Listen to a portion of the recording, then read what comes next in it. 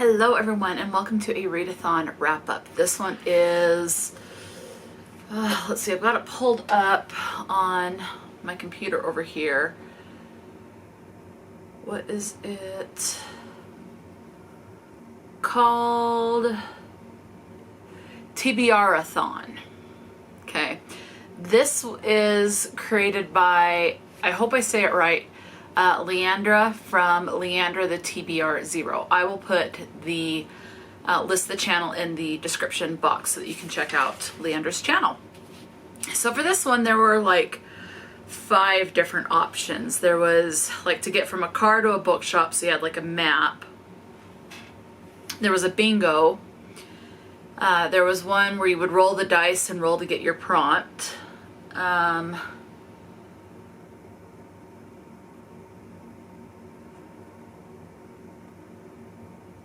What was the 4th one? Oh, there's a this or that. And there was one where you did like a book chain. So each book has to connect somehow to the next book that you read. And that's the one that I ended up doing. So let's go ahead and get started. So the book that I kicked off this readathon with was The House Witch by Delemach. This is book number 1 in the House Witch series. And this is like a fantasy, but I would say more cozy elements. So like a cozy fantasy.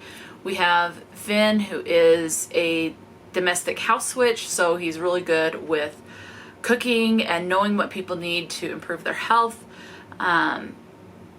And what their favorite foods are just by basically being around them, and he keeps the home safe. So he's like a domestic house witch type of a thing. There is a little bit of a romance in this, and it was great. So this was 5 stars and 461 pages. So this is the book that I started with. The book that I went to is Mosaic, and this was an ebook, so I will insert an image.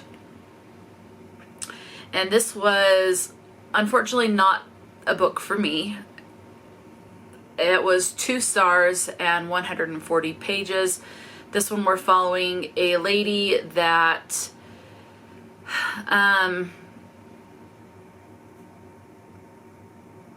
makes assumptions. Well, she repairs stained glass windows. Like she can do it for doors.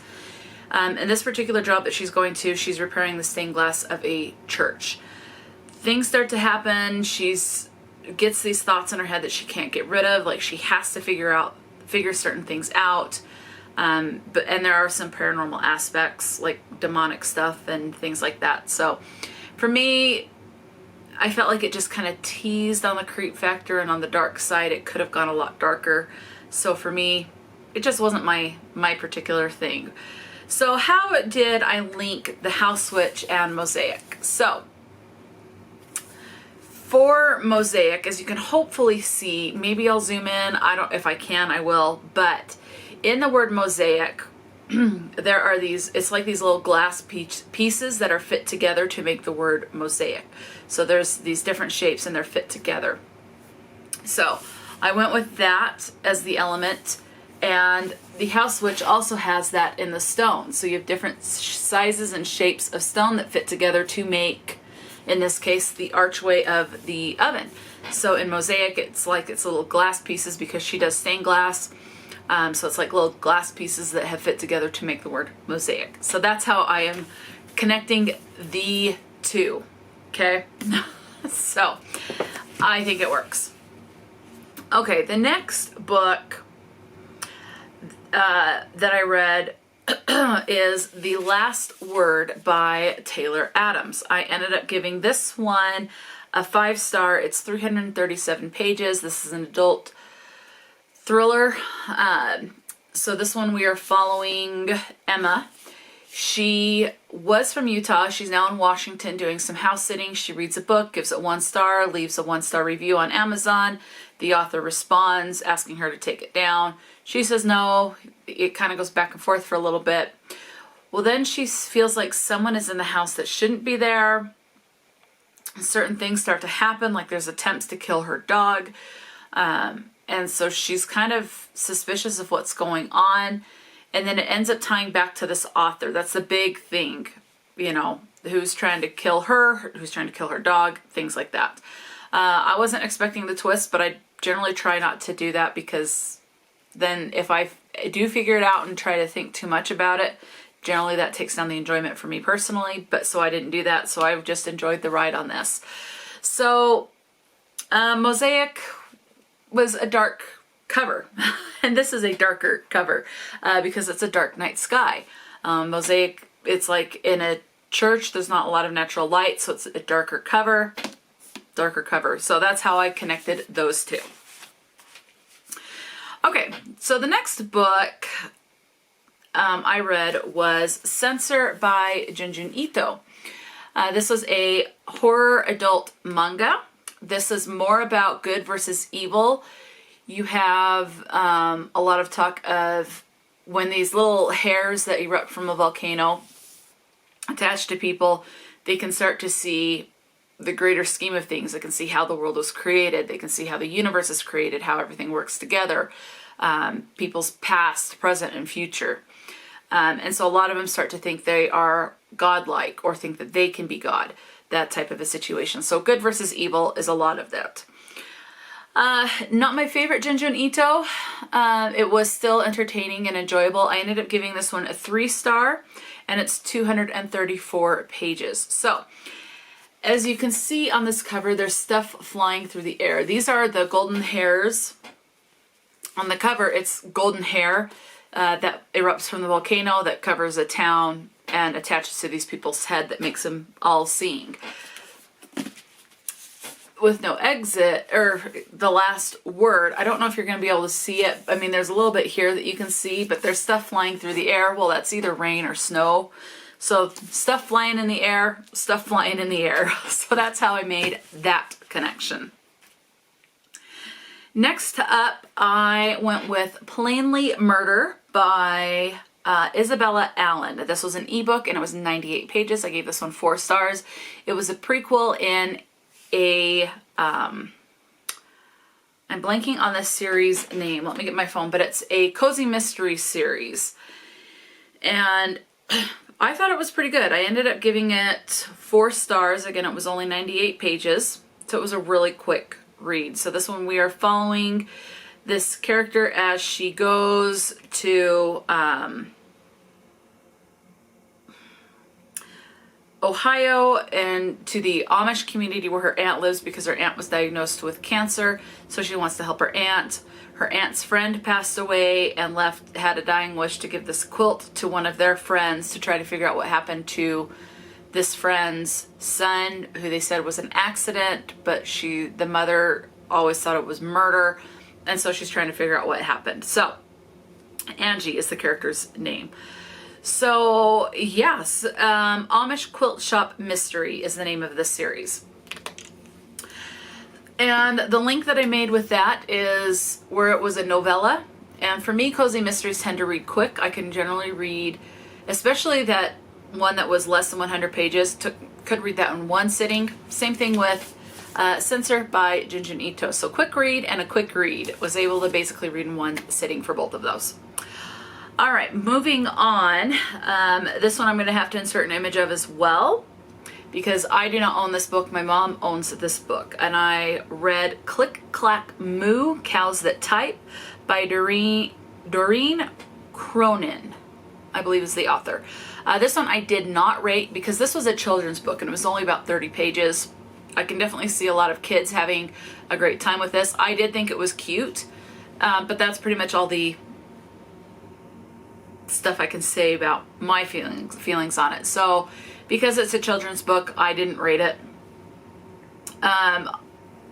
This, I think if I had a child, I would probably base the rating on how much they enjoy it, type of a thing. But in my case, definitely not the target demographic. I don't even begin to know how to rate that. So this one, it's these cows get a hold of a typewriter. They go on strike on the farm. Basically, they're not going to produce milk or give their milk away. There's something that they want, so they type a note to the farmer. The farmer types a note back, goes back and forth. And so that's what it is. Click, clack, moo, cows that type, because they're typing a demand letter. So let me kind of move a little bit. So Click, clack, moo and Plainly Murder. There's cows and ducks on the cover of Click, clack, moo, and there's a dog on the cover of Plainly Murder. So animals on the cover is what I'm going with for that connection. Moving on. I have... Did I grab the right book? No, I did not grab it. I will be right back. I gotta get the book. Okay, so for this next link, the book that I read was All the Lovely Bad Ones by Mary Downing Hahn. This is a horror middle grade horror paranormal. And this one we're following a brother and a sister who are basically banned from summer camp because of all the jokes that they played at camp. So they have to go and spend the summer with their grandma who owns an inn.